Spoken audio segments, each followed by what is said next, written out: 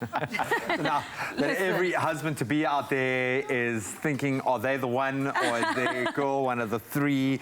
Of course, it's time to take a look at the unconventional side of law that often leaves us asking the question, so now what? And we've got our friend and director at legalese.co.za, Eitan Stern, joining us in the flesh. In the flesh. Good to be back here. And he is going to be one of those husbands-to-be as well. So hopefully you're the one, man. Hopefully you're the one. Congratulations. I hope Congrats, you didn't buddies. toss a wedding ring into the ocean when you were on your knee. I didn't toss a wedding ring into the ocean. I am sitting here wondering if I'm going to be one of the three, though.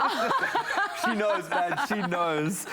So good to have you here. So we thought in the wake of the fake news that's going around, obviously there is a huge amount on our social media platforms appearing about COVID-19, and not all of it. In fact, a lot of it is conspiracy theory, nonsense. A lot of it is fake, and it can really have devastating effects. So we are asking if this now COVID-19 news pops up on your social media platform. So now what? That is the big question today. I mean, since COVID-19 hit us globally, we've seen so many different conversations about COVID-19, updates on social media, Google, Twitter, you name it. And some of them are unfortunately inaccurate. So who do these platforms work with, you know, to allow this kind of information to be provided on their platforms? Sure.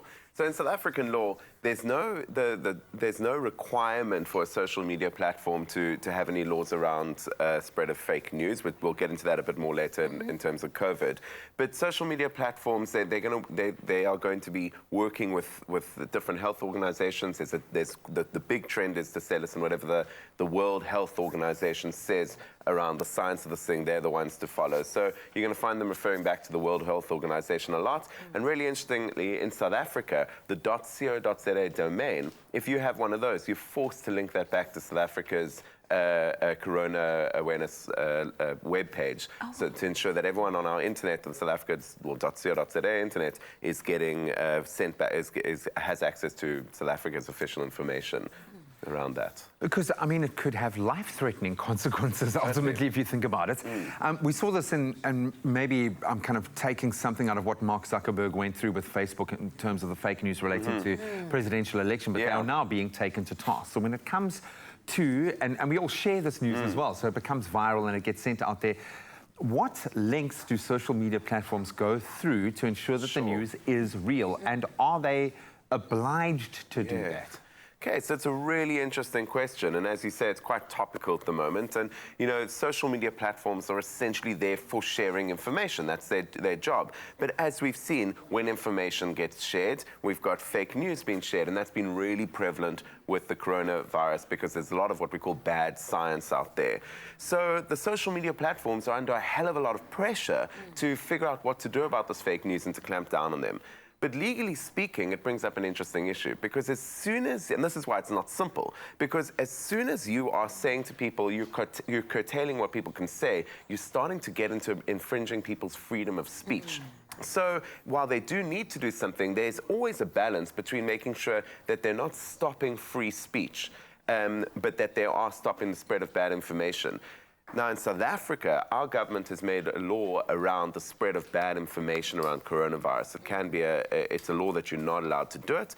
And we could say that that would be an infringement of our free speech, but in our constitution, limitations and rights are allowed, so we're allowed to do it. And it's certainly very important to have rules around this to make sure that bad science isn't being spread. And we've actually seen, we've reported on people being prosecuted for spreading bad news. Totally. That's hectic. Things, What can we do on our personal capacities, you know, when we see something online that's inaccurate or we see that it's wrong information being sent out? How can we get them flagged and taken down? Okay, so every social media site is going to have a method to do this. There's, you know, you're going to be able to report it.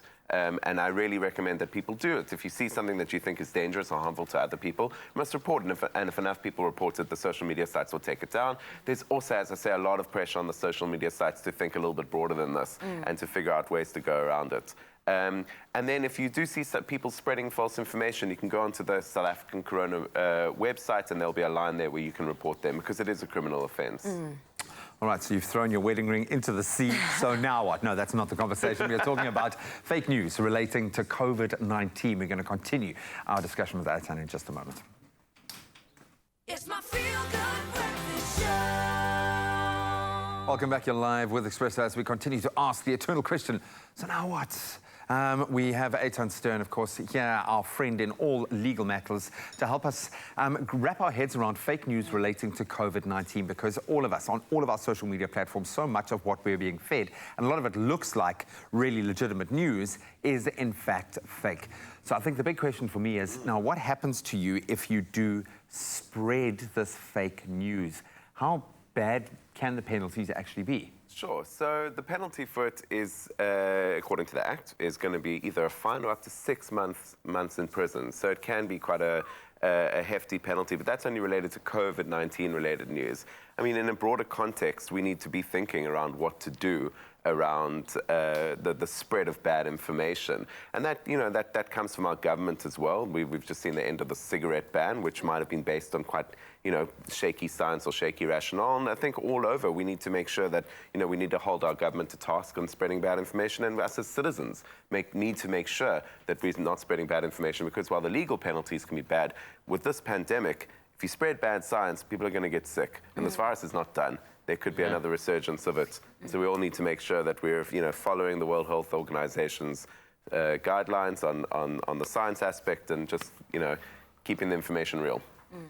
And we've also seen, you know, an upswing of sales of PPE online and also on social media. For us as potential buyers, or consumers rather, you know, how can we ensure that we are getting quality products? Sure.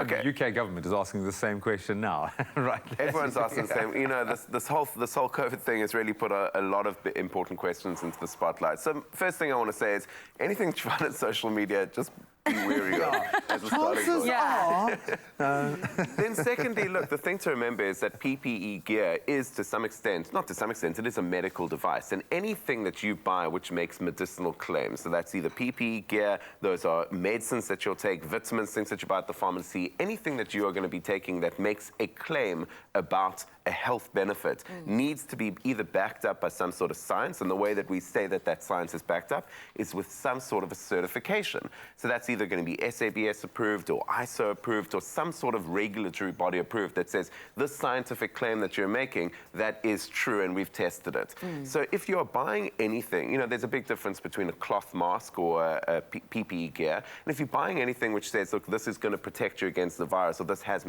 medical values, that needs to be backed up by a certification. So consumers out there need to keep aware of the certifications. You need to make sure that you're buying off reputable websites.